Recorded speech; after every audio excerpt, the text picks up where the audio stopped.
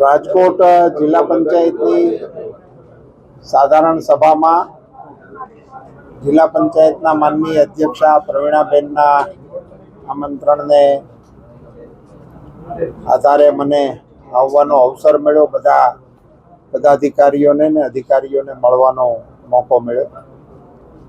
તમે પૂછ્યું તે પ્રમાણે આજે ગ્રામ પંચાયતોને જિલ્લા પંચાયત તરફથી ખૂબ મોટી રકમની ફાળવણીઓ કરવામાં આવી છે. મને સ્મરણ કરવાનું મન થાય છે કે આપને બધાને પણ અને આપના માધ્યમથી પંચાયત સાથે સંકળાયેલા તમામ લોકોની જાણકારી માટે ગુજરાતમાં ભારતીય જનતા પાર્ટીની સરકાર મુરબ્બી શ્રી કેશુભાઈ પટેલ મુખ્યમંત્રી શ્રી હતા ત્યારે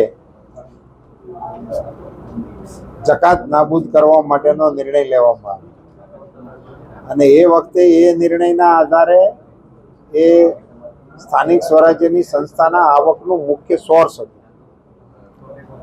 એને નાબૂદ કર્યા પછી જે તે વખતની જે સ્થાનિક સ્વરાજ્યની સંસ્થાઓનું આવક એનો સર્વે કરીને જેટલી આવક એમની હતી એટલી આવક રાજ્ય સરકાર તરફથી સ્થાનિક સ્વરાજ્યની સંસ્થાઓને આપવાનો નિર્ણય કરવામાં આવ્યો.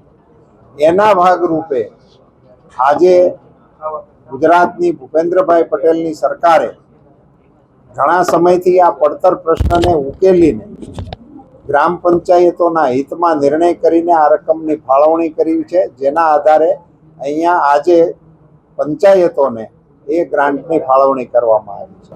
આમ તો થોડુંક ઇરિલેવન્ટ લાગે છે, પણ છતાંય કહું, આપે પૂછ્યું છે એટલા માટે કે આપે બધાએ ગંગોત્રી જોઈ છે.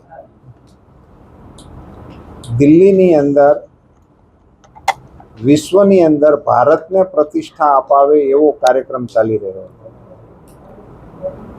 આર્ટિફિશિયલ ઇન્ટેલિજન્સના અનુસંધાને વિશ્વભરના દેશો, વિશ્વભરની સંસ્થાઓ તે કરેલી પ્રગતિની ચોમેર ચર્ચાઓ જેની આજે પણ વિશ્વમાં ખૂબ સુખદ નોંધ લેવાય છે.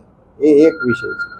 એ કાર્યક્રમની અંદર કપડાં કાઢીને જે પ્રકારે જે પાર્ટીએ પ્રદર્શન કર્યું એ જ માંથી અહીંયા એ જ લાઈન અહીંયા આવે ને, એટલે એની પાસેથી બીજી અપેક્ષા રાખવી એ મને લાગે છે કે ઉચિત નથી.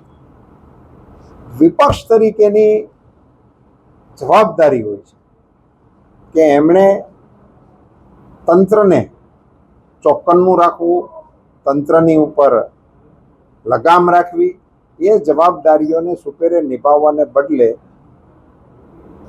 નિમ્ન સ્તરની રાજનીતિનો જે આશરો લેવાઈ રહ્યો છે એ આપણા માટે કમનસીબ.